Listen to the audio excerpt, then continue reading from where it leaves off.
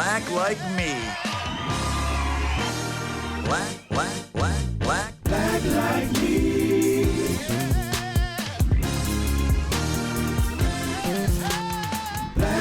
me.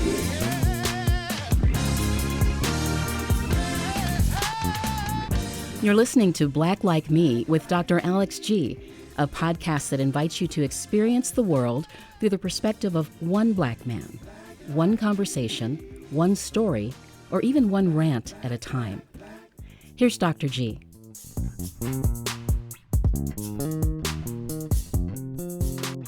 Hey, good people.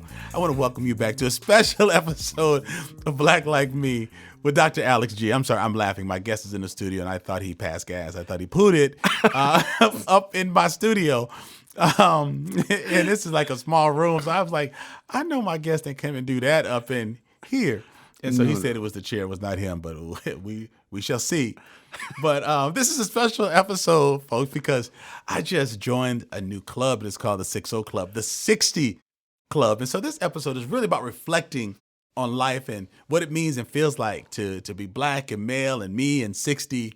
But I wanted to do this in a conversational style. So I've invited one of my closest and oldest friends, Reverend David Smith. We just call him David around here. David entered, let me just stop back and say this. David is a community influencer. He's a pastor of a very significant congregation here in Madison. He pastors their Northside campus for a local church. He can say it later on if he wants to say the name, because we might talk crazy, so he may not want the name out there. The elders may not want it associated. But he joined the 60 Club a few months ago in September. And we met when we were about 7 or 8 years old on the bus that a Southern Baptist church sent to South Madison, our community, to take black kids to church. And I think we met on that bus when we were like 7 or 8 years old. Now we're 60. So we've been friends over 50 years. And he's been in the studios before, but it's been a while. David's really a part of my family. I was his best man. He was my best man. We just go way back. Our wives are close friends. Our families are close friends. My mother loves David Smith, and my friend, my sister Laleda, who's often on the show. David's really my friend, but when the three of us are together, they leave me out, and so I just want to say that for the record. But we're going to talk about what it means, just some reflections back on being 60. So, David, man, welcome to Black Like Me podcast studios. How you doing today? I'm good, thank you. Yeah, that was the chair. That was the chair. That was not me. Eli is, He's how would Eli know if that was real or not? Because he's heard the chair. Okay. Oh, I thought you were going to say because he would have passed out. Eli would have been laying down on the floor with the headphones on. Oh, my goodness. You know what, David, man, I'm so glad you're here. We're going to jump into what it's like being 60. But because I haven't had you here in a while, I got to ask you some of my black icebreakers. Okay. Because I think I've had you in on a group, but I don't think I've ever had you in here by yourself. I don't think so. Oh, no. No. David, grits or cream of wheat? Oh, grits. Come on now. Thank you. Yeah. Salt or sugar? On grits? Uh-huh. I used to do sugar, but now when I got married, What? Tracy converted me over to salt. What? Yeah, and actually, I don't put salt on my food because of hypertension. And when you're 60, you gotta watch what you eat. We going right there. You gotta. So, but you started eating salt on your grits. Yeah, it's good too. Oh man. Yeah. Okay. We got you with the grits part. Listen, let me just ask you a couple of fun questions in here. Let me see. Okay, Dave. When you were growing up, did any of your older relatives, maybe aunts and uncles, have telephones, or credit in a baby's name? Like, did anybody ever have credit in your name? I don't think so. But have you heard of that? I've heard of that, yes. But I don't think I had any. At least I didn't know about it. Oh my goodness! Did you have play cousins, people that you didn't know weren't your relatives until maybe you got older and saw an old obituary and thought, wait, how come they didn't list them in here? Yeah, that's happened. Well, you thought they had play cousins. Yeah, play cousins were. Those were some fun cousins. Yes. They were a lot of fun. Oh my goodness! Do you know what it means to be tender-headed? Oh yeah. They called me tender-headed growing up. Were you tender-headed? Yes. So what does tender-headed mean That to means you cry when they comb your hair. It's so funny when people meet me and they talk about the black icebreakers. They're like, I've never heard of tender-headed. Oh, like, they my didn't- goodness. Like, is that a name? Like, what do they mean? Like you cry because it hurts. Ooh, yes. Tender-headed. Yeah, I was very tender-headed. My oldest brother, Junior, Will, Yes. he used to always tell me, because he had to Get comb you my ready? hair in the morning. And he said I'd be squirming. And so as he got older, then my sister Charmaine, she took over the job. She was much more, tender. But yeah. Junior was like, shut up, boy, shut up. Yeah, exactly. Come on, I'm trying to get here to school. I gotta go get basketball practice. Oh my goodness. Let me see. Have you ever gone to a funeral where someone tried to pull the person out the casket? No, and I hope I never. You hope I hope I you never go see to that. one. Not even somebody trying to get in one. You don't want to see any of that. You don't want to see any of those shenanigans. What does it mean when somebody dreams about fish? They say somebody's pregnant. Yeah, exactly. I laugh at all of this stuff because it's amazing to me how black culture has been shared over the years. Oh my goodness. That we have these experiences. And others, they're like, wait, really? That's really a thing? Mm-hmm. Did you have family, like when you went, like you had a lot of family down south, but did you have family that put plastic on their furniture, like in their sitting room? Did you have plastic on your furniture? We didn't. No. Mm-mm. But Did you have family who did? Tracy's mom did. Really? Yeah. How about growing up? Did you have relatives? I had some aunts, yep. That Was it usually white furniture or plastic. light color furniture? Yep. And they would leave that furniture, they would leave that plastic Oh, on it? yeah. I hate sitting on it when you had shorts on or something. And when it's hot outside? Cause Sticky. oh. Yeah. Oh, my goodness. Let me see. So, okay, here, hold on. This is, what is cocoa butter used for? Because I said this to some of my white staff members, and they thought maybe it was a spread that you put on, on a piece of bread or something on a dessert. Let them try it. Let them try Some toast and cocoa butter. They won't need any Botox. Oh, Them lips my will swell up. goodness. What's cocoa butter used for? Like, give me like 2 or 3 uses for cocoa butter. Burns, spots, like if you have some spots or scabs, things like that. Yeah. What color is the cocoa butter container?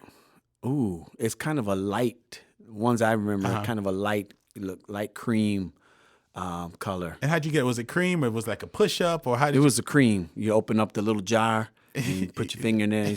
Yeah. Do you remember the ones that was almost like the push up? Like it was kind of Yep. like a lipstick tube and you kind of push it through Yep. and you rolled it like lipstick on, Oh, on yeah. your sword. I got a spot right here. I don't know where it's come from. I need some cocoa butter on Oh, that. yeah, you need some cocoa butter. You almost said I got some crust. You a lie. My arm is not crusty. They got those magic markers you can scrape on there for furniture. Oh, They got all kind of colors. they got all You need kind of crust colors. color. Oh my goodness. Hey, last one.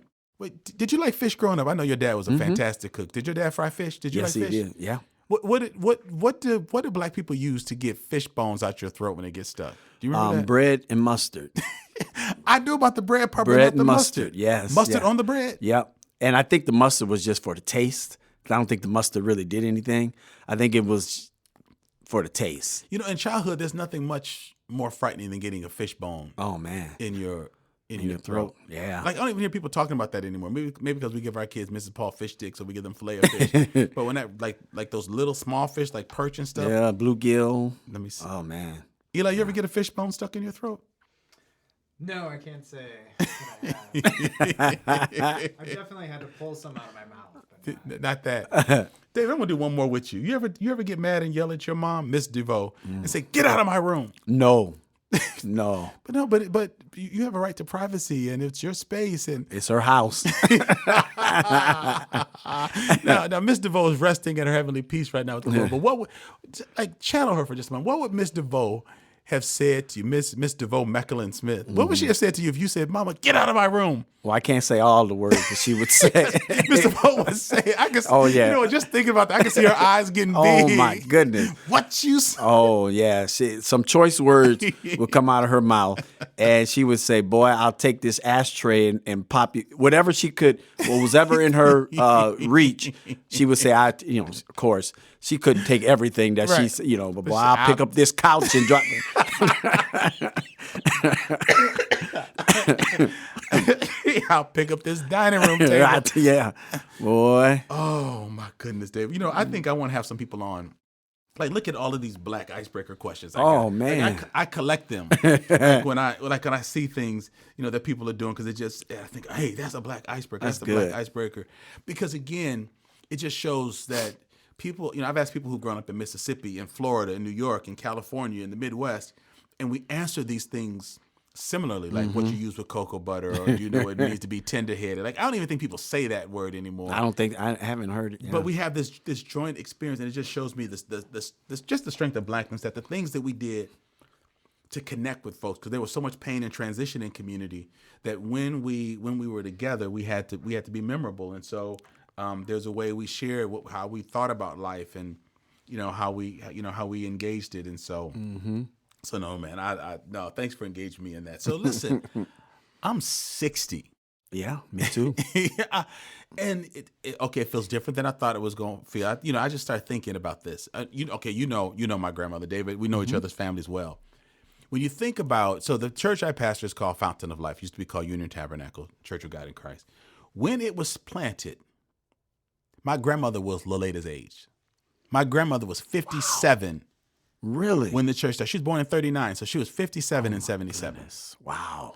And so I'm thinking, like, I'm older, so I'm probably like Pastor Ford's age. Was it like they seemed old. Again, they picked cotton and they were sharecroppers and they went through life and experienced stuff. But like, I don't feel the way they looked. I'm not saying my grandmother was broke down, but she was a grandmama. Right. Well, she could get around though. She could get around. But isn't that funny to think that Laleda is my grandmother, is what the age my grandmother was. Wow. That's when you met her. Yeah, that's hard to believe. Yeah, that we get at this age. And I think, with exercise, and we're probably being a little bit more health conscious in what we eat and some of the things that we do, at least we think about doing or trying to do. I think we probably have arrived at 60 a little healthier. But 60 is a little different than 50. I think like 50 people kind of joke like, oh, okay, you're getting to that. I don't know, like we all have 100 years. Like you get to that halfway mark, like you're at 50. So, like you have like these big 50 parties and stuff and 50 cards. It's like nobody talks a lot about 60. Like is it just a foregone conclusion that we're goners or that we're old? So not even like, you hear people talking about having like these big 60 parties. Like the big one is at, 40, it's at 50. And then it's like, yeah, I'm going to be 60. I'm going to be 70. I'm trying to bring in 60 like with a bang, but it's like it's like I want some fanfare. I want some drum and bugle music. Let's hear it from me. I want some dancers. I want people popping out of cakes like, hey, I'm 60. It's like cricket, like pass me the Bengay. So I'm just, when you turn 60, was it lackluster? Was it anticlimactic compared to maybe how we thought about turning 50? Well, so I heard somebody say a couple of weeks ago, they said 60 is the new 40.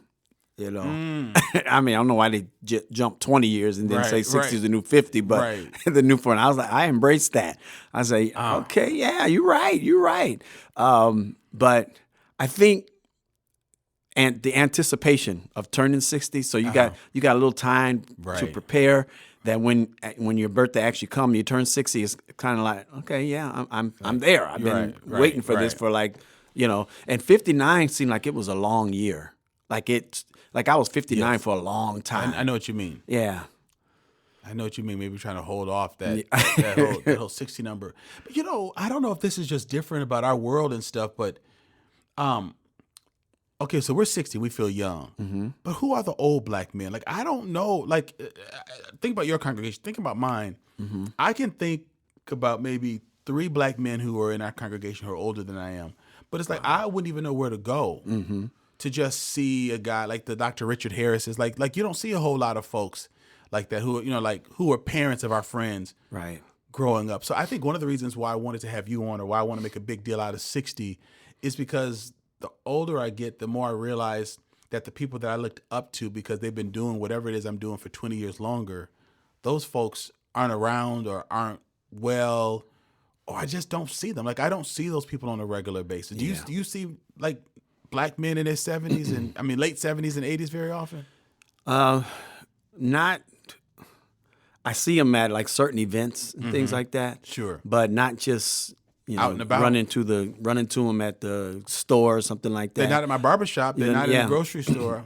Yeah, so yeah, it's I don't. It's a weird thing. It's really a weird thing. Right. So, I've just been thinking about that. That's just like I can think of where I see older women, maybe because they come to church. I see them in the supermarket, or I know the mothers and grandmothers of my friends or parishioners. But with the older men, it's not like I know a whole lot of grandpas, except my friend like you're a grandfather. But I think of you as being like a young grandfather. But like the people I picture, the white whiskers and stuff. yeah.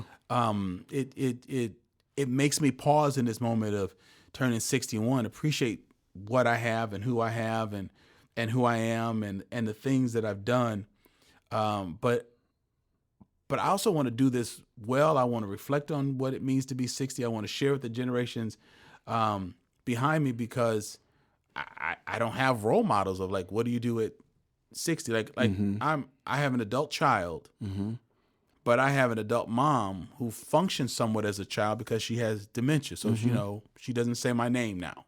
I know she recognizes me, but I'm still between that generation of like helping a dear woman in my family grow up and then caring for one. Yeah. If I had 80-year-old black men or men in my life who said, no, listen, when your mama gets at this age, you might find yourself stuck between this place of where you're married, but you got your baby girl that's growing up, and then your mama's sick. So like, I feel like I'm still making up life like I did when I got married at 24. Like, who's out there explaining to me how to do this kind of stuff? Yeah. That's a tough one. And if you don't have, a lot of older siblings that you're, right. And what the weird thing about it is that what I see in a lot of bigger families is that when the parents become ill, it's the younger. I knew you were going to say that. It's the younger sibling, that steps in and does a lot of the, a lot of it falls on them. And I don't know if it falls on them or they just, kind of step into that that role. It's happened with me. It's happened with Tracy, my wife, and it's so. Why do you think that is? We talk about it. We say, are the older people burned out because they feel like I've raised y'all younger siblings? That we've been trying to figure that one out, and then we look at other friends who are going through who do the same thing. It's the younger ones. I don't know if it's maybe some of the experience that the younger siblings have, like in community and connections and things like that. Sure. And in their work experience, that they kind of know how to pull resources together. Some of those things. But it's, you would think, well, the oldest one would kind of step in that, and some families do. It's not all families were the youngest one. But yeah, I find that, very, it happens a lot. Yeah.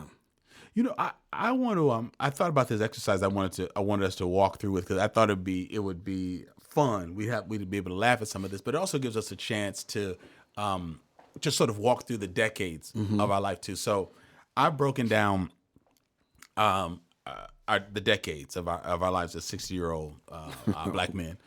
And so when I throw the decade out, I want you to think about a couple of things.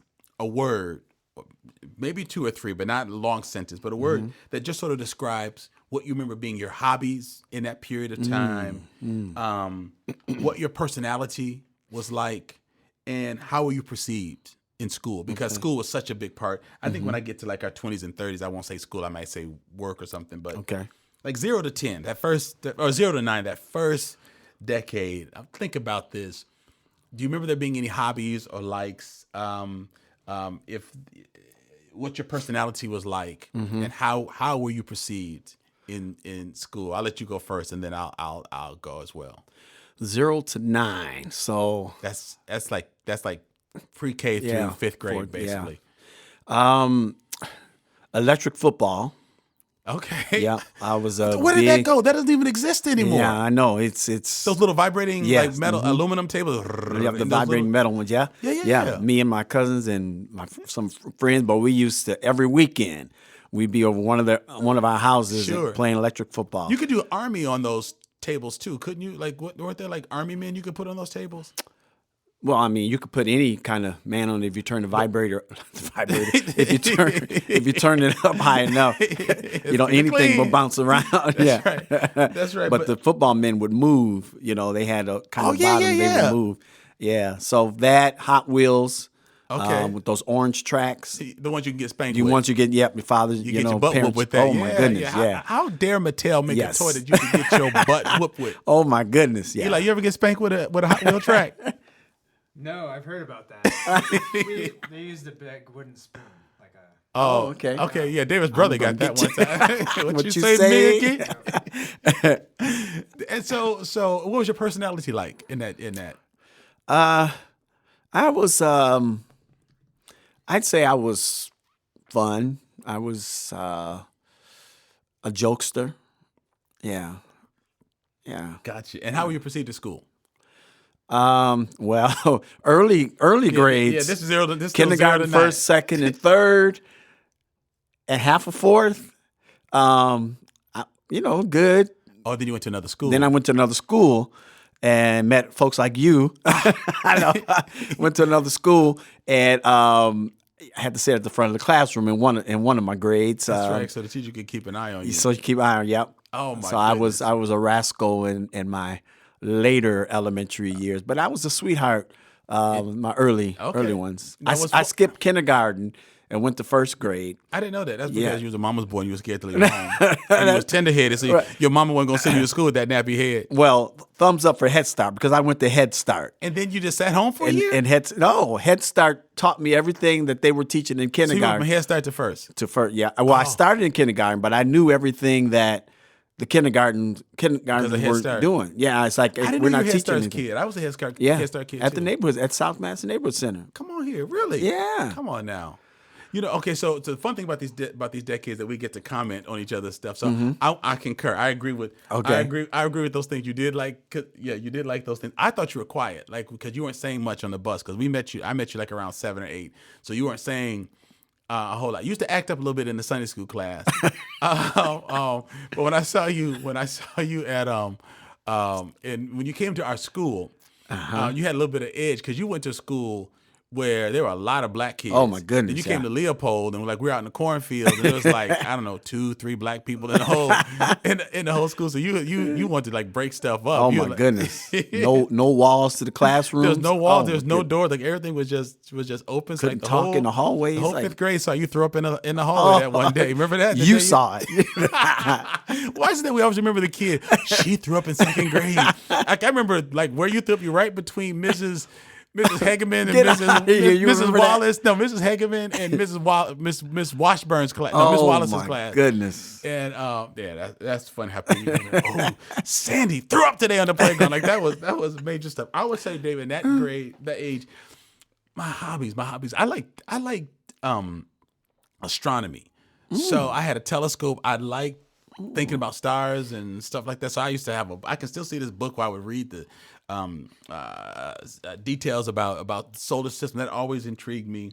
I think personality. I was more quiet when I was young. I'm known for being more outgoing, but I think I was more quiet, shy. And in school, I think I was perceived that way too. In the younger 8 grades, I think I was perceived as a nice kid and smart. Like I could count to 100. I could do stuff before I started dumbing down. I think when I got a little older, I didn't think it was cool to be smart, so I started dumbing some of that down. So, but as a younger kid, When you hung with us, huh?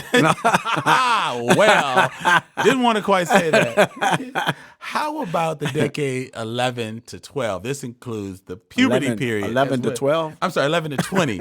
So this is like middle school, high school. That's an interesting decade. So it's like middle school, high school, college. Oh, man. Dating, hobbies. How your personality, what you were like in those school settings. Middle school, I think is just really trying to find my way. Trying to figure out who I fit in with. You start looking at having girlfriends and that kind of stuff. I was always involved with the arts, like dance talent shows. Yeah, and, you were.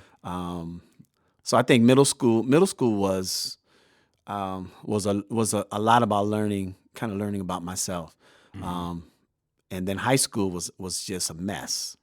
High school was something 4 years I would not want to live over again. Wow. And I think it was I was kind of just all over the place, had no direction. And that's the thing, I was in church, was a believer, was following Christ, but that didn't mean that my life some of the time. was together. Was together. I was in love with drum corps. Sure. Through my high school years, and it was like everything. Drum corps that was it. Everything I wanted to do. I would skip school so I can go up downtown to the library and listen to drum corps records, and just wow, yeah. It's That's just interesting, crazy. David, because high school was probably until getting married and starting my family. High school was the best 4 years of my life. Mm-hmm. I hated middle school. I was picked on, and you did a little bit of that. But I brought you in. Remember what's that lady's name? She used to be the host on Dance with the Stars until they fired her. Tyra Banks. Remember, she called Iman, one of them famous Naomi. She called one of them famous models on her show. They're like so glad to be on it. She said, "Why did you say this to me when I was on the runway? Why did you call me fat? Why did you call me big headed?" They're like, "I'm sorry, baby. I don't remember." So funny. Like they went on thinking, you Tyra Banks. Like you brought me on your show. So I brought you here to confront you today, David. Oh, you are? No. Okay. But I remember sitting by myself a lot in lunch class. Middle school was my cultural experience because I came to Madison at 6 years old, where it was almost all white. Mm-hmm. Middle school, I look back and think about the numbers. It feels like it was third white, third black, and then probably close to a third Latino, but Southeast Asian. Remember, a lot of our friends from Vietnam and Cambodia came. Yeah, Chuck and Fong and Keem and Saltine and Bonton. Our friends came. So middle school was very, very diverse, and it took us a while. It was turbulent, but it took us a while to become friends and connect. We realized we were Southsiders, but it was awkward. Like middle school when we started having dances. I didn't go because I didn't know how to dance, and I know people were going to dance, and they asked me to dance. I thought you didn't go because it was in church. No, I think in those days that's probably more high school. But in middle school, would I know anybody? I didn't want to just go up to the school by myself. That's why when Kevin Rose walked by my house one day and said, "Hey, Alice, what you doing here? Aren't you going to the dance?" I was like, "No." He goes, "Man, go get ready." And I ran in the house, found some dress pants, found some church shoes, and walked to Lincoln. Wow. To the dance with Kevin Rose. That was like my first foray into cool club. Because I thought Kevin was funny and he was cool. But I felt like, I'm sitting at the cool. What grade was that? That must have been sixth grade. Sixth grade? It must have been sixth or seventh grade. But he said, because my nickname was Ed, so he's walking by. I was like, Ed, how come you not? Because I'm like, Kevin, where are you going? Because I'm going to the dance. How come you're not going? Ed, man, go in the house. Go in the house and get ready. It's like, did Kevin just invite me to the dance? And I didn't know that one. Yeah, he sure did. And so I ended up showing up and getting that. But I was not athletic, which is funny because I became a good athlete, in terms of, decent athlete in terms of track and field in high school. But I remember in middle school, we were practicing relay races and we were doing handoffs. Mm-hmm. And, you have to run around like the circle. And I was standing there and then the person was coming with the baton to give it to me. I took off running because I thought I was racing them. And so the whole gym says, look at him. And then Mr. Stafford? Yeah. He was like, Staffin. Mr. Staffin. Yeah. He was like, Alex, stop. Go back and do it again. You're not racing that person. They're on your team. But I mean, like, my head was taking off. I was like, what's that little boy's name on oh man, the Pixar thing, the Incredibles. Oh yeah, that little boy Dash. I was like, my feel like. So man, I was awkward in middle school. So those were rough years. But you talk about high school being difficult, and I felt like in high school I came into my own. Again, it was a new environment. Yeah. And so I got a chance to meet new folks who didn't know any of my shyness or awkwardness or feeling like I was bullied. And sometimes I felt too black to be white, too white to be black. Mm-hmm. Middle school was an interesting time. I feel like a lot of the people at Lincoln had grown up together at Franklin. So like a lot of the black kids went to that school together. I came out of Leopold, which was almost, you, like three black people coming out of it. Cherokee. And And so I came into middle school knowing some of the black kids who lived in my neighborhood, but not really knowing them. I didn't play at the South Madison Neighborhood Center. I didn't do a lot of that stuff. But high school was unique because I was learning new materials. I started, gotten connected and found out that I could do a good job of running track. I was a quarter miler. I did well. I could, in school, I started becoming known as somewhat of a class clown. I don't think I was in middle school. Middle school, and part of it was not just it was the kids, but the other part was there were some teachers there that were really strange in middle school. Middle school? Yeah, I remember I had one teacher because I was absent a lot. Do you remember that when I used to be absent a lot? Yep. Yeah, we might have to talk about that. But I remember being absent a lot. And my mom was, my mom, she was kind of free. My mom was like a black hippie. And so she's like, you don't feel like going to school? You ain't got to lie and say your stomach hurt. Just say you don't feel like it. Like, I don't feel like it. So we had mental health days back in the early 70s before they even had names. You would just call them Mama Health Days. Mama Health Days. But I remember I was one of the only student council representatives who was elected all 3 years. So I remember I was like the 6th, 7th, and 8th. I don't even know what would make me run for that in 6th grade. I was 10 in middle school. But when I was in Mr. Schultz's class, 7th grade, I was running up against someone, and he said, now remember, you want to vote for someone who's going to be at school who can represent you. Like, I didn't even quite know what he was saying. This almost sounds like a commercial ad that comes out for someone who's like absent from Congress. You want to vote for a congressperson. Look at their attendance rate. He basically said, don't vote for Alex because he don't come to school. I still won. But I even when I talk about that class, I talk about that period of time, the dread in just being in his class, or teachers who, and as kids, we were intuitive. And so I just felt like he had it out for me. There were other black kids. I don't even know that it was racial. I just think he was mean. But I think teachers forget, and I think parents forget, like when their kids don't want to interact with people, be around folks. Kids are very intuitive. But middle school, like coming to middle school, and you have to, coming to homeroom, and like your whole day starts in that kind of space. It was man, it was ugly. Was it the old Schultz or was it the? There were two Science Schultz. It was the Science Schultz. Okay, he was the older. There was a tall Schultz. That's there right. was a mustache. There was that fool. That fool. He is. And then I think years later he was Laleda's homeroom teacher, and he was being there. But it's just like, I don't know, like he had an axe. Axe to grind. And speaking of middle school, Marion Moore, who just recently passed. Right. I read about that. We thought he was the principal. Because that man was like, what was he like? All as over. Tall as Lurch. Yes. We From thought Addams he was family. the principal. And then when we found out the other Moore, Jack Moore, was the principal, we're like, what? That short white guy? You're like, what? Because we were afraid of Jack, Mr. Moore, Marion Moore. Yes. I mean, that man was so big and strong. We didn't even tease him that his name was Marion. Man, he tried to. I was choking on a butterscotch at Lincoln, and he was beating me in my back so hard trying to get that. I think he was trying to get the candy out. You were a bad kid in middle school. He might have been trying to get you beating for me in something. my back trying to get that candy to dislodge, and it didn't. You said, forget it. I'll just take my He chances. said, they sent me home. They sent me home and said, it'll dissolve.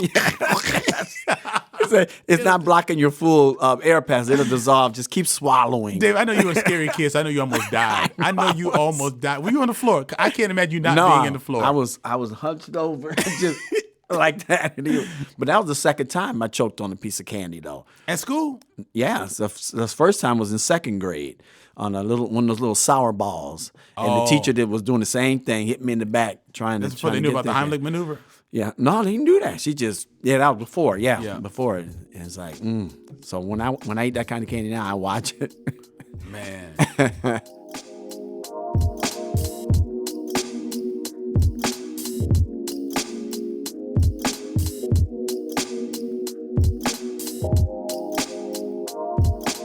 Now that we're in our 9th season, this award-winning podcast celebrates the fact that we have reached people throughout the U.S., all 50 states, and even over 80 countries around the world. It's my dedicated team of people who are committed to changing the conversation around race that has made this such a rich podcast. And so when you sign up to support Black Like Me podcast, you're not only supporting this work, but you're supporting this team of people that are helping us to create better quality content, more marketing strategies, a bigger and better production and marketing team, a better interactive experience, and more importantly, a better society.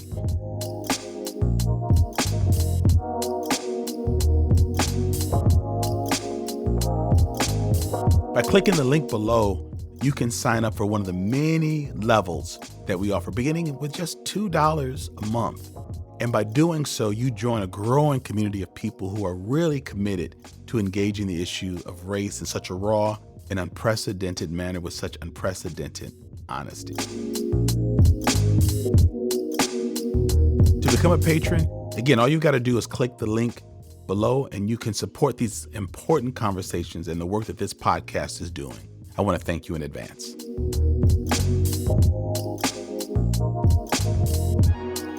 You know, okay, that period of time between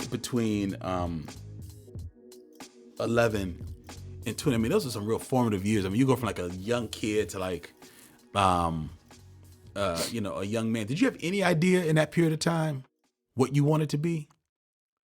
Or what you think about doing as you got older? Or did that come in later decades? I think probably, I knew, 19, 20, I knew I wanted to be in ministry, Right, we both developed that identity, that call at a young age. Looking back at just people in our congregations now, that's really rare. Like, we don't have 18 and 19-year-olds saying, I want to be involved in ministry. We were, I'm not saying we were a rare breed because we chose it. Right. I think with you and myself and the lady, I think we really felt an old-fashioned sense of calling to do something that our peers weren't doing. Well, we were doing those things that adults were doing as teenagers in the church. So we had that experience when our friends were partying and out, going to the prom and going here and going there and going to the football games, and we were having prayer meetings on Friday and Bible study. That's right. Ordering pizza, calling people up, and anyway. Wait. Don't incriminate us. No, you know what? They made me think, we got to do this. So listen, so we lived a kind of sheltered life, so we had fun with technology. We did. We had three-way calling. I don't know people's regular phones, but we had three-way calling. So like we would call person A, who might be like the homecoming king. And then we would put him on hold. We're like, hello, can I speak to Steve? Uh-huh. Like, this is Steve. Oh, I shouldn't say his name. This is Steve. Hope you're not listening. This is Steve. Put him on hold. Then we'll call the homecoming. Like, we'll call somebody, we'll just call it, you would call it Sasha. Like, we're not going to say her real name. We say, hello, may I speak to Sasha? Yeah, this is Sasha's. If you push the button again, they're connected. So they're like, hello. Yeah. You called me. You called me. Sometimes they would talk for like 20 minutes. So we'd be sitting there just listening. Listen. I thought you were dating Danielle. No, I thought you were dating Paul. And so we would, and then when we go to school, we would sort of drop hints like, hey, Sasha, where's Paul? It's the small things were creative. in life. Oh, we had creative. Well, I remember once, I won't tell this business that I worked for, but I worked in fast food when I was a young person. So I went to play with the phone. It was boring. We didn't have cable TV. I called the manager at one store. And then we had a manager downtown. And so I was like, hello, can I speak to Scott? Please hold. Yeah, this is a guy. Oh, just a moment. Hold on. I called the other store. Can I speak to Sarah? This is Sarah. Hold on. Beep, beep. Hello. Yeah. Sarah? Scott? Yeah, what do you call me? I didn't call you. You called Scott me? said, yeah, some black chick called. He said, because, I disguised my voice. He said some black chick called and asked for Scott. She goes, well, somebody called and asked for Sarah. So he said, oh, man. You got any weed? Like, they start talking about a drug deal. I'm like, these are my bosses. Like, I said, man. And it was so funny. I was afraid of getting in trouble. Like, when I get fired, if they find out that is me, I'm like, okay, y'all the ones on the phone talking about scoring some, some reefer. Ooh. And David, we had some, but also in that decade, we learned to drive, so we established some independence. I think that was a real formative period of time, because I think you start getting a sense of who people who they were. Like when I look at you, and I don't know if you've had time to think about this, because maybe you have some insights about me, but looking back, I realized that one, you were really musical. Mm-hmm. Like, folks don't know this, but like David is really a really good musician. He can play keyboard, he can play drums, he used to play French horn, he can play trumpet, he can play baritone. David was in drum and bugle corps and learned a whole set. Like, this is like a marching band, you all. For those of you who don't know what drum and bugle corps, ours is called Madison Scouts in this area. David watched the fingering of those playing the bugles and learned the entire. Is it called a set? Like the whole music was called a set. The whole show. The whole show. Like he learned the whole show by watching what people, like what With their buttons and fingers. valves they were pushing. That's crazy. And you also learned. Didn't you learn the whole drum line stuff Yep. by watching? I couldn't read music. I couldn't read drum music. But you could watch what people I did. could watch it. Yeah, And so I think in that period of time, although you said you sort of lost yourself like during the high school years, it was very clear that that you were in tune to music and that you were very creative and that's how you presented to the world. That's how you thought. I mean, like you had a band that played Roller Coaster. Like I thought that was a record. I thought you all were playing to the record. You're like, no, we played that. Played that live. Like in middle school. Yeah. And then you're doing this stuff. I don't know what happens in that period of time when people sort of talk us out of things or think there's no money in it. But I know as I've watched you get older, one of the things I've often said to myself is, man, I wish there was a way that David could have leaned into that stuff because you wrote music and taught himself how to play all these instruments. That was really your love language. Just like it helped you to transcend to another place. It seemed to find you no matter where you are and helped you to find your way. But I think that was very apparent about you that's what shaped you. That's what motivated you. That's who you were. But instead of just talking about you as a person who played music, I don't think we ever talked about you as an artist. But I think that really is who you were at your core. And you were you were known as being humorous and a class clown also. But the music and stuff that you took seriously. I don't know. I feel like I was kind of serious in those periods of time. But do you remember? Do you have any thoughts or reflection about what I was like in that decade between 11 and 20? I think the later teen years, like 14. Right. I've always seen you as book smart. Just Interesting. Yeah. I've always seen you. That Because I went to class. Because you went to class. No, not only because you went to class. A lot of people went to class. I just didn't go. Ooh, you went to class. You went to class. Not just because you went to class. I mean, that was one thing you learned. But I think you were always very well spoken. Your verbal skills. I used to always say, "Oh, I wish I could." Because. So sometimes I find trouble finding the right word that I want to say, or I'll say the wrong word. Like if I want to say offense, I'll say defense, or I'll say the wrong word. And like I listen to you, talk, and even your writing and things like that, and your preaching, and they said, oh, he just just grabbing words out of I'd have to sit there and think for a while. I said, now what is that word? What is that? So I've always admired that. So I've always looked at you as being very intelligent, and just confident and had it together, yeah. So no, I really appreciate that, David. Yeah. Now, I did not feel smart at all in high school, and I went to class, but I don't know if I did the work. Well, to us, all of us that hung around you and said we always because what helped me. You know how I was. I go to class. If I went to class 4 days that week, well, I was doing good. And I'd say I ain't going all 5 days. I got stuff to do. I can go downtown. But that's funny. I ran into a high school friend who saw me in the parking lot, not this parking lot, but on the north side. Paul McDonald. You remember? Yeah. Oh, 1981. He said, "Now me and him, Ron Davis, we skip." Was he a larger guy? Yep. Yeah, black hair, glasses. I do remember him. We used to skip school and go to his house. His parent, where they lived. They lived on Sheboygan Avenue by DOT. Oh yeah. And we used to go over there and anyway. But we used to go over there and skip school. And sometimes we would go downtown. Yeah. So it was crazy. It was man. Yeah, man. It's kind of interesting walking it through it by decades like that. 21 to 29. Wow. What was your personality like, and how were you? I would say in the community, people saw you as being very community conscious. You were one of the few pastors that talked about work in the community. You were thinking about doing outreach and how do we take care of the poor. You were really vocal on some of the social justice stuff. but also you became a father. And so I'm used to you being like a, badass kid, like a kid getting in trouble on the bus and stuff, badass, getting in trouble and stuff, sitting next to Miss Goodman because you couldn't go outside. And then like you're a father, then you got these little cute kids and you teaching them stuff and they walk in and talk, like all this kind of, all this kind of stuff, like all your kids went to college. I mean, like it's like y'all have 5 kids. Mm-hmm. And, if you have 5 kids, people are glad if one kind of goes this way. But, like all your kids. All of them, went to, went to college.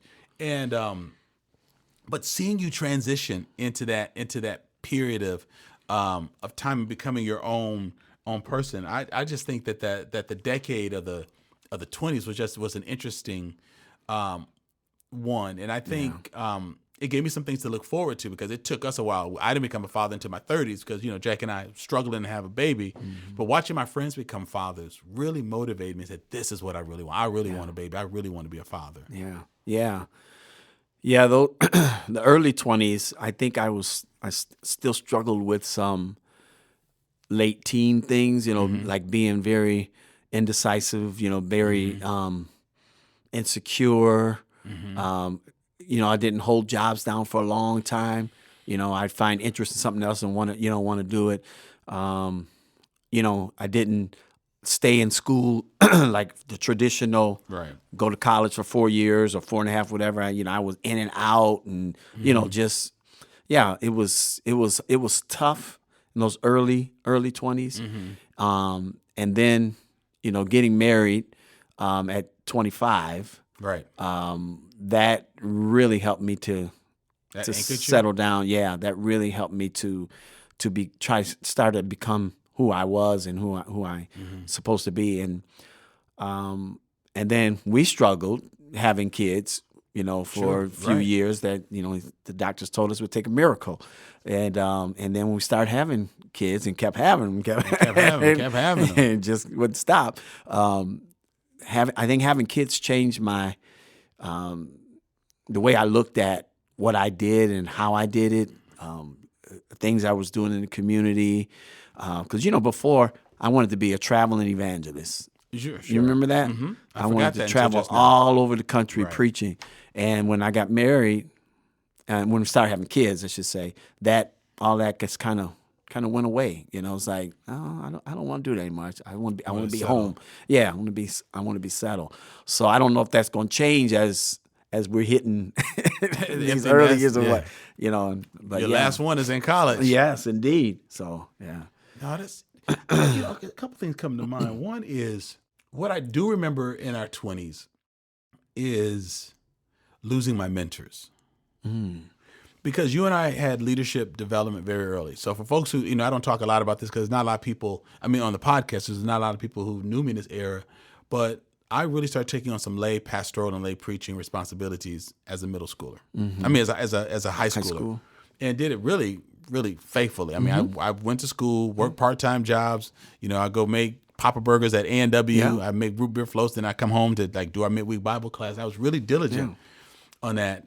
But when I became the senior pastor and started taking more responsibilities in my early 20s, the people who were my mentors from, say, like Chicago, particularly males, stopped coming because they're like, oh, Alex has got it. And so what I loved about my involvement in the leadership roles I was given in church, that I did have mentors. That's a good job. You're really committed. We like your faithfulness. We like that you show up. We like that we can rely on you. Because I didn't get those attaboys from people who look like me. If we just think about our experience in Madison, the number of times we had black male teachers, it was like Mr. Carmen in art class in 6th grade, Mr. Martin. Mr. Martin, my homeroom teacher.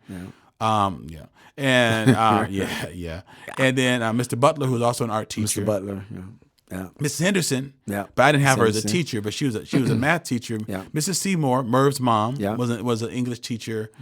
Miss Sims was she was a language arts teacher. That might sound like a lot, but like not all of those are my teachers. Right. But of those folks, one was art, and then one's my homeroom teacher.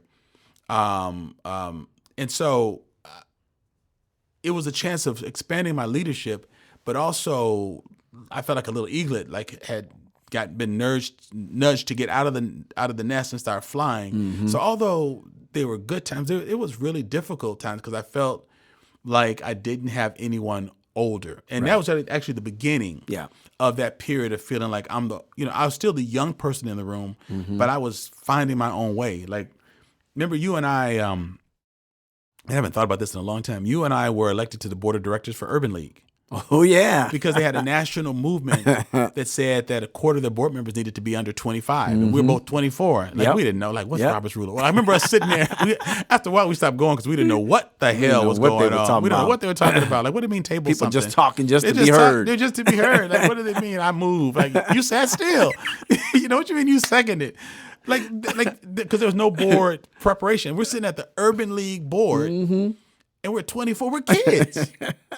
And but I think that epitomizes what life was for me from that period on. Yeah. Being thrown in spaces where I'd never been there. Like my first time going to the Madison Club. I love it. You know, the lady loves it. I remember walking in there. It's a swank downtown, old business guy kind of place where you can have meetings and stuff. It's not an athletic club, but it's where you can have meetings and gatherings. I love it. I love it. They don't let you have cigars anymore. Oh, darn. No. Losers. And I used to be on the board, and I couldn't even bring the cigars back. If you know, if I would, I could. But the first time I walked in, the gentleman, the maitre d', he looked at me. He said, "Good afternoon." So I said, "Good afternoon." He said, "So are you about a 38 regular?" And I said, "Yeah." He walked in a room where there was a rack of blue blazers. Pulled one off that was 38 regular. And put it on me. Because you couldn't be in the Madison Club with that. And he wasn't mean or embarrassed. In fact, I liked it because I felt like, oh, this is high class. And he didn't embarrass me. He knew my size, went and got it. I acted like I belonged there. But again, that just epitomizes that when you grow into a place like Madison, and it's not Chicago, it's not other places where you got school teachers and principals and older black folks, particularly older black men who you watch what they do. Like your uncle was like one of the, historic barbers and figures in this community. We used to be able to go to a place where there were older men cutting hair, but there's also telling stories and laughing about stuff and talking about race and women and sex and, hey, boy, you're getting any of it. All this kind of stuff they would kind of say to you in them spaces. But it felt like it was a place where we could at least see what old men looked like. And they laughed and they had families, they had nice cars and they worked. Yeah. And they were professional, but they were funny and they could relate and they were connected with churches. Like they were the full package. Felt like we got into our 20s, Mr. Parks, Mr. Smitty, your uncle, they got older or retired. Reverend Wright. I just remember older black men disappearing from my life, and they weren't really out in a community a whole lot. So that's something that stands out with me. And so the people who I look to as examples of fatherhood were people my age who were parenting, who were fathers. But that's one of the things I think about that decade of 21 through 29 is being very young, but having to make it up as I went everywhere I went. Yeah. Well, do you think the young people will think that about us? That we disappeared? Yeah. I hope not. And I guess. Well, the reason I ask because I know one of the things that I admire that you've been doing through Nehemiah is the leadership. That institute? The institute, yeah. The leaders, black leaders, young leaders. Right. So it's something that we didn't have. No, we didn't. We didn't. And if we did have it, we wouldn't have been allowed to probably to be in it, or probably couldn't have gotten into it. You're right, because the bar was too high. They wouldn't have picked us. Right. Yeah, and we're from they'll go get somebody who's from somewhere else who local. Come here. We're local, so nobody saw us as really being leaders. We were black, but we weren't black without leaders. honor in your own country. Right here in South Madison. Yeah. So, but what you're doing through Nehemiah is making sure that these young people see your leadership as your decades, as you continue to go. And that right there is a legacy that these young people will be able to talk about, as they get older. They'll be able to reflect back and say that, because I think that's all a part of your passion. A part of what you do, how you are wired, is you want to make sure young people have a lot of things that you didn't get, that you didn't have access to. And I think that's how you That's what leadership is about, and I think that's what legacy is about. That's powerful, Dave. Yeah. So, because I think if nothing else, 60 has me thinking about legacy. I know I'm closer to the end of my life than I've ever been at any other point in my life, but that's not all I'm thinking about. I'm thinking, how do I finish well? How do I teach what I know? Right. How do I share what I've learned? How do I give that to the next generation? And how do I do that in a way that's well? And I think legacy is about being relevant. So how do I stay close to the issues so that not only have I created or worked to create institutions or places where we can train leaders, how do we do it in a way that leaders want to come to it? Right. Because you can have stuff, but people don't want it. You can Right. cook, but nobody want to eat it. want to eat it. but how do you still remain relevant so that younger people will say, I want to spend time with that old head. I want to see what he's saying. That's what you said is a very interesting point about that with the Leadership Institute, because you're right. I want to give things I didn't have. Yeah. And maybe up till 60 I was busy compensating for what I didn't have. And I'm not saying compensating, I'm not even saying overcompensating, but being secure, becoming a father, building a home, building a business, building a ministry, building a nonprofit. Maybe out of some of that insecurity, it's driven me in my work. But I think there is something that's happening at 60 that makes me say, okay, it's enough to do what I've done, but who knows how to do this? Right. And what do I need to start doing? I mean, I recently have been recording episodes with people talking about the Justified Anger article that came out 10 years ago. So Cap Times is about to redrop it. And I've been asked to write another piece, reflecting back 10 years. Okay. It's cool. So 10 years later. But part of it is I'm capturing this on a podcast because I want people to say, this is what I felt when I read it. This is what I thought about. This was my experience. Because I feel that if I could have gone to some archive someplace or watched a movie or read a pamphlet or read a book or read somebody's take on how do you lead a community, how do you build a family, how do you navigate this space when you're accepted by white people, and I was most of my life, but I didn't want to not be black. Right. I went through a period thinking that black was negative. So to be accepted, am I different? And people can say things like, you're not like the other ones. I'm looking back at these other decades, people said that kind of stuff to me, oh, you're not like the other black people. You're articulate, you're this, you're that. So then it's set up in my mind, okay, I'm unique, I'm different, which can subtly put you at odds with your own community. I think running Nehemiah, creating Justified Anger, helped me to pull back from that and understand that people might not have burned crosses on my lawn and called me the N-word.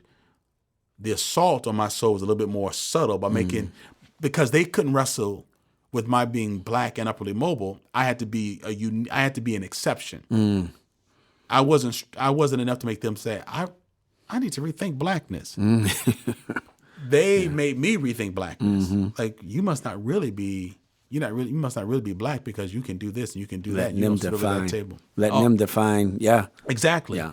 And so I feel like a big part of my work with the Center for Black Excellence in Culture, Justified Anger, the things I'm writing, is that I want to help particularly the sharp black kids, the black kids who have the potential to move between cultures and parallel societies.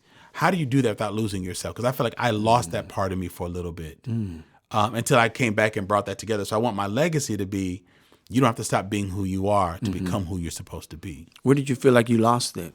What decade or what era? I remember my homeroom teacher. Remember Mr. McCloskey? He was a math teacher at West. Nice guy. Yeah. Like being in his classroom. But I remember he signed my yearbook and wrote he wrote to Alex, a good-looking black kid. He's my homeroom teacher. He saw me more than any other teacher. Other classes was maybe every other day or something. I saw him every day at the start of my day. But I remember looking at that thinking, so if I were white, would I be ugly? Do you think I'm handsome because I'm I didn't understand that comment. I just didn't understand it. And then to sum up my whole high school career, I'm about to go off to college, to the university, and your parting words to me is not it's been a joy having you in my class. He actually presented an award to me for volunteerism because I used to tutor Matt Schimmel in algebra when I was a senior. Really? I got presented an award in front of the whole school. But what he wrote in my yearbook was to a good-looking black kid.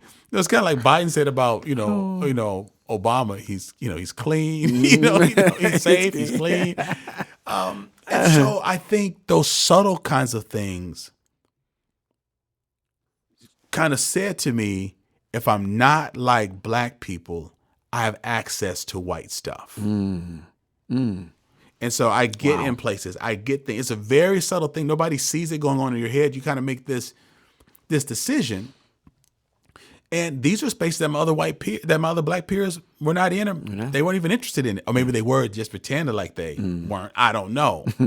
But I just found myself in very interesting places, like being named one of the captains of the track team, or being the only black person on homecoming court on an all-white homecoming court. I found myself in these unique places, getting picked for stuff to do things. And I think I made the understanding that to be smart, articulate, and sharp is to be more like the white folks than the black folks. And I think probably in high school. I think probably in high school, because in middle school the numbers were more evenly balanced between the various ethnic groups. West, it was different. Although I felt very accepted, I liked West a lot. I liked high school a lot. I liked the friends I met, the way they thought. They invited me to their houses. They taught me how to play tennis. They taught me how to cross country ski. Like, I got these different kinds of exposures to stuff that we don't like the cold. We don't like the cold. Like, we'll be in the house. We'll see you in April. Right. So I think that was very subtle. Yeah. And so for me, maybe that went on through college. I think in college, because I had gotten connected in the academic advancement program, where it really focused on black students of color, but we had black advisors. And I think what even shocked me is that my senior year, I became the vice president of the Black Student Union at the University of Wisconsin. Like, we didn't have one in high school, but like I would have never joined with those kinds of groups, those kinds of clubs. But then I ended up becoming like the vice president of a Big Ten universities. And I think that was the pinnacle. I won't say the pinnacle, but that became a real turning point where I realized my work is going to be around helping people rediscover and celebrate their blackness and not think that they're lessening their intelligence or their acceptance or their professionalism. Because in a community like Madison, that can easily happen. And that might be, David, why a lot of our black kids struggle. Because maybe if you had a black music teacher and said, you're going to learn how to read music. You're going to learn how to read music. And we're going to make sure that you get into a good music school. Because we need good music teachers in our schools. I think if we had people who did it and called it out, people just thought you were a troublemaker. You probably were bored because you're thinking on an artistic level, and they've got you talking about planes and isosceles triangles and these angles and stuff, and weren't capturing that. We had Mr. Moores, who do you interact with? The kids in trouble. Yeah. That was his job, But for me, I didn't relate to Mr. Moore because I wasn't going to go in trouble in his office. And so we never even had a conversation. I accidentally hit Donna Gilbert in the eye by throwing acorns on the playground. And he called me into the office because she was crying. And I was terrified because I thought I was going to get in trouble. Mr. Moore, like, he looked like the height of Lurch from Addams Family. But that's my only interaction with him. There was no interaction of black male teachers with kids who were going on to college. Like, there was no discussion, no figuring that out, no talking with us about some of that stuff. So I want to give back to the community, and I'm glad that you and I get to live in a community where we've grown up, where we've been nurtured, because I think the younger generations need to see folks like us, because I think we probably experienced some undue hardships because a lot of our mentors lived out of town, and the ones that we did have were white and didn't know how to bring in the cultural piece. I think being smart and black and male and a person like Madison, Wisconsin in the 70s when we came of age without true mentorship proved difficult. And I think that's part of the reason why a lot of our friends ended up in jail, on drugs, in prison, on drugs. I don't think that they were bad folks. If you think about these brothers, they were sharp, they were good athletes. I don't think we ever found out what happened and what it went back to, but I just think. Well, I mean, there was a lot of pain. Right. There were a lot of broken homes. Sure. there was a lot of, children being born to other men or women in another family. There was a whole lot of there was a real bad, still kind of secret, hidden molestation of a community leader that molested a lot of us kids in the community. Yeah. So it was, which I think a lot of our friends don't know where to go with that, and drugs and other things was the most available thing to kind of ease that pain. And so definitely. That's really insightful, David. And I think, man, as we just sort of wrap up this time, it makes me think maybe that's why I feel so sentimental about 60, because I don't know many friends who I've known for 50 years and we're married, because we have friends, but they're not married. They don't have children. So there's they haven't had the same kind of leadership responsibilities and roles that we have in the community. I mean, you helped the South Madison Neighborhood Center become the Boys and Girls Club so that it could have ongoing funding. People they know about the Boys and Girls Club here in the community, but they don't know that you're the leader that brought it into that organization. There were things that we were doing in our 20s besides sitting at that board meeting over there at Urban League. But there were things that we were doing that was really, really, it was really cutting edge. I think for me, when I look around and realize, man, most of my friends that we grew up with aren't well enough or free enough or liberated enough or healthy enough to sit here and reflect on our lives together over the decades is very humbling. It's sad in some ways, but it also makes me very, very, very thankful to be 60 and as intact as I am, because there's certainly some tattering and some brokenness there, but to be as intact as I am in 60, I think is what I want to celebrate. And I didn't want to just come into the studio and just say that into a mic by myself. I felt like I wanted someone who's made it and making it with me. There are a lot of people making more, doing more, but the fact that we're still connected in our communities, we're still respected in the communities where we live. When people talk about some of these historians or historical figures, we knew them. Right. Yeah. We played with their kids. Yep. We went to church with them. I think puts us in a very wonderful space. So I really appreciate you coming by the studios and just help me to think through and talk through how appreciative I am to be 60 and to know that the finish line is in sight. I mean, I always want to do something, but I'm looking forward to winding down, who knows, maybe 10 years where I don't have to go to a day-to-day, but I want to really create some leadership institutes. I want to train future community leaders, innovative leaders, artistic folks, pastors, theologians. I mean, that's part of what I want to do in our innovation space in the Center for Black Excellence and Culture. It feels cool to think that, wow, this is probably the next step. Like at 40, I thought about 50, 50 at 60, 60. I'm not just thinking about 70. I'm thinking about what's my legacy midway through my 60s. And I needed a space just sort of to say, it hasn't been easy. But I feel like, like Whoopi Goldberg when she was Miss Celia, but I'm here, I may be this and black and ugly, but I'm here. Doggone it, blanket and blank, I'm here. That's how I feel. I may be all of these things, but I'm blanket and blank, I'm here. Any parting words, David, as my senior, as an older black man? A month and a half. Any parting words of wisdom, young man?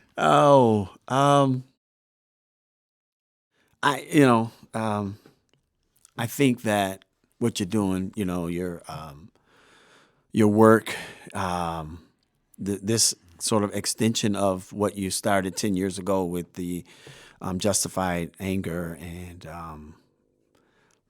the podcast, being able to really get into people's homes and things like that, to hear your story, your journey. I think this is truly a blessing to the community and a blessing to, I know you have listeners all over the world, because I see some of the comments from on Facebook when you put something about podcasts. And I just want to encourage you to to keep going, keep being real.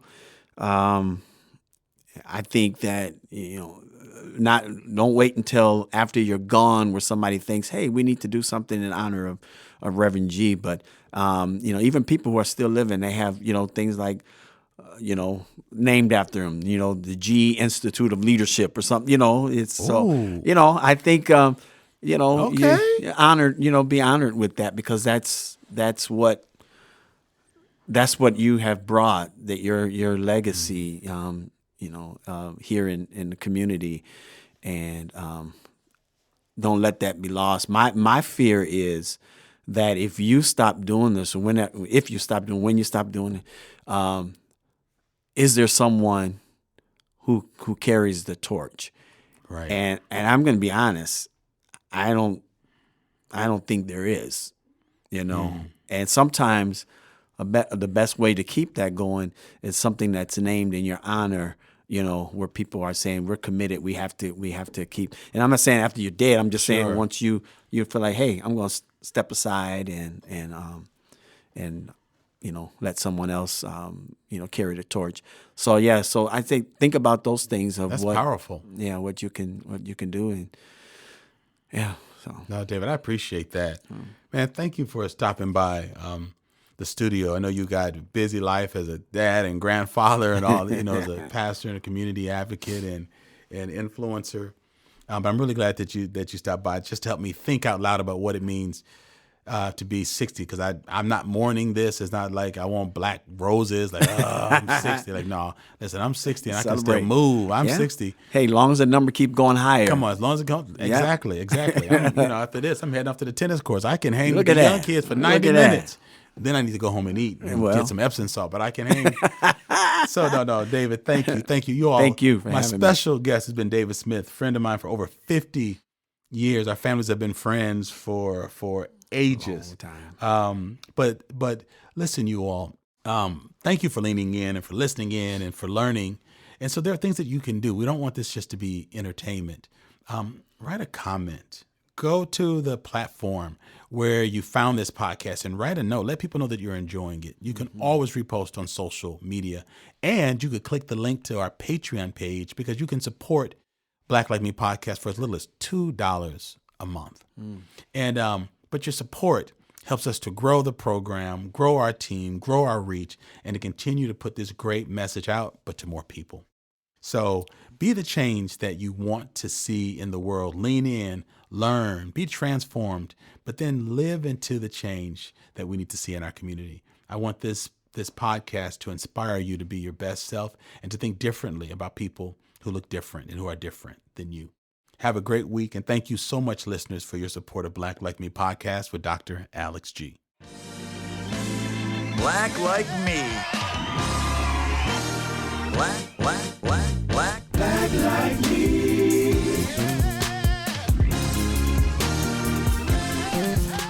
I want to thank you for taking time to listen to this episode of Black Like Me podcast with Dr. Alex G. When I first imagined doing this podcast, I thought about myself with my iPhone, sitting in a room in my house, just sort of doing this all on my own. But you know what? The reason why we've won awards and the reason why we have over 200 episodes up is because I have a brilliant team who helps me to make this podcast what it is. So let me take a moment and thank Jeremy and Eli, who are my editors and producers extraordinaire, Jakisha, who handles marketing. If you like that opening track of our theme song, you can show your appreciation to Corey Saffold, who created that and produced it, and Marcus Fleming, my cousin, who's on vocals. I also want to say that this podcast was started with the generous support of the Human Family Unity Foundation, and so we always want to stop and thank them for that. For the many patrons who support us through our Patreon page, thank you, thank you, thank you. You don't just listen, but you support, you lean in, and you help this podcast to be what it is. And then I need to thank you, the listeners, who make a point of downloading this, listening to it, and sharing it. Without all of you, this podcast would not be what it is and what it's becoming. Thank you so much. Black like me.